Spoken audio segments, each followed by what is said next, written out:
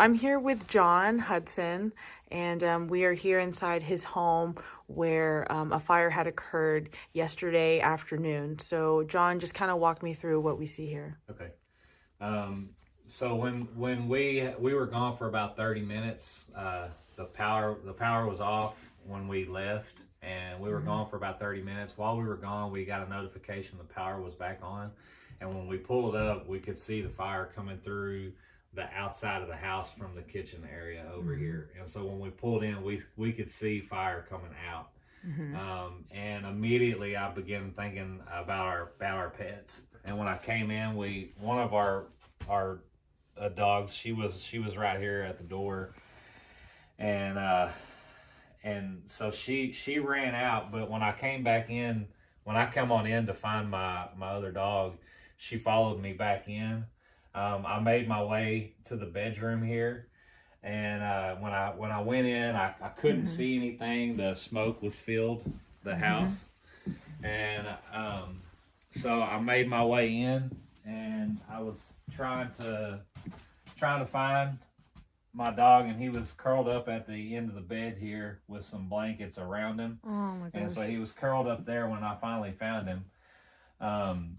It was almost a miracle I could even find him, because he wasn't moving or making any noise. I think he was just very scared. And so I grabbed him and took him out. And I couldn't find our cat in here, my daughter's cat. And I couldn't go this way to get to her room. I was pretty sure that we had put him up in her room before we left. And so I thought he was probably locked in her room. So I couldn't get through this way because the flames were engulfing the kitchen. So I actually went back around outside the house, and I went through her bedroom window. Yeah, right. And I found him in the closet. I had to crawl through the window and just fight through the smoke to get in there and get him.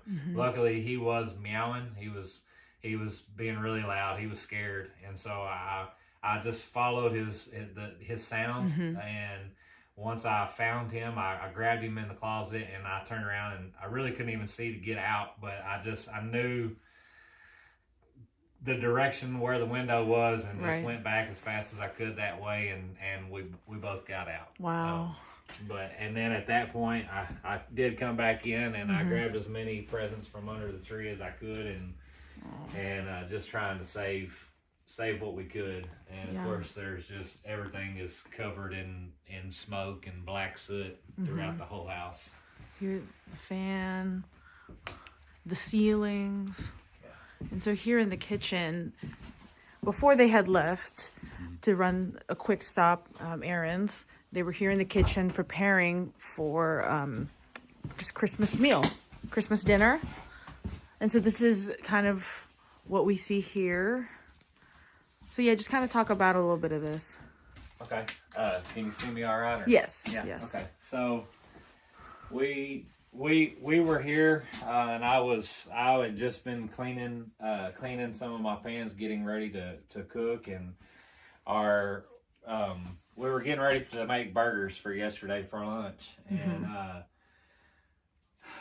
and the like I said, the power went out, and so as we were getting ready to cook, we just stopped because the power went out, and so at that point is when we decided to run the errand, and by the time we got back, it was just all gone up in flames in here. And this was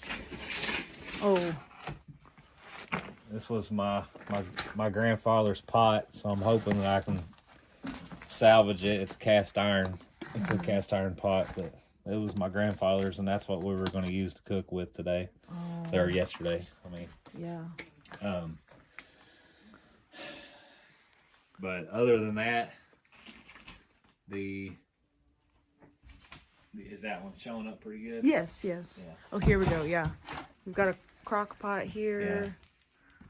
Here's some of the dishes up there. Everything we were getting ready to make Chex Mix and stuff for Christmas, and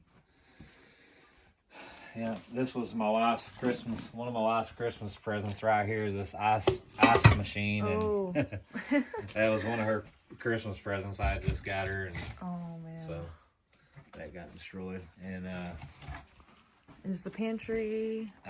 yeah, the pantry, and it's Some things maybe. yeah, Maybe. yeah, maybe some stuff we can save. But and then Fridge. yeah, fridges. Mm-hmm. And Some of this these was cups. Our coffee bar and China Hutch for her. All of this stuff is stuff that I've bought my wife. They're vintage. They're vintage china that her grandmother had the same kind. And this is, I had bought her this stuff over the last several years so hopefully some of it can be saved, but hopefully it can be cleaned up and saved. Right. And then just y'all's little table you have here. Yeah. And then the laundry room is that way. And then this is, the room back here is where he saved the cat. This is his daughter's room. And the cat was in this closet right here. Yes. So when I came through the window, through this window, which is in the back of the house. I came through this window, yes, from the back of the house, and I came in through there, and I could hear him, but I couldn't see anything in this room at all. And basically, I kind of just felt my way.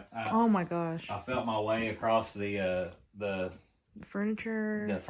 Yeah. And I thought he might have been over here around this chair, and so I was trying to find him there, but I could still hear him. So luckily, I made my way to the closet, and I found him there. And so your pets, where are they right now? All of them. So the cat, he seemed to be in pretty good health. So we'd actually took him to my father-in-law's house. He's taking care of the cat there. Okay. And the two dogs, one of the dogs, Lucy, she was in pretty bad shape. She was the one that was running around, and so I knew that she probably had a lot more smoke inhalation than the rest. And so we took both of the dogs over just to get them checked out in Tyler. They're at Tyler Animal Emergency Hospital. Okay, both of them are there currently. Okay, both of the dogs are currently there. Okay, and they've helped us tremendously with the dogs. The boy Zeke, he's doing well. Our girl Lucy, she's doing a lot better today. They said that she did take on a lot of smoke inhalation, and they're just trying to get her oxygen levels right and just make sure and watch her make sure that everything's okay. And by the way, as we know, he's the one who went in to save the animals, and you also had some smoke inhalation in you. And what's the update on that you can tell us? Well, when I was checked out by two different people whenever they got here on site, and they made me get in the ambulance and just check me out for smoke inhalation and everything. They advised for me to go and get checked out further. I did decline. I was feeling okay, but I also just was very overwhelmed with everything, and being Christmas Eve and just being overwhelmed. And I felt pretty good. And so they just told me that if anything changed for me, go ahead and go get checked out. But I've woke up today. I'm feeling great, and I haven't really had any problems breathing. I did have just a little bit of limited breathing yesterday when everything was going on, but I feel much better. So. Wow. And his family is all safe. They're okay. And we have the pets. Just two are in the hospital, and the one with the father-in-law. So, yes, and they have a GoFundMe. We will link that in our web story when we can. So thank you so much, John, and thank you for your time. Yeah, thank you very much.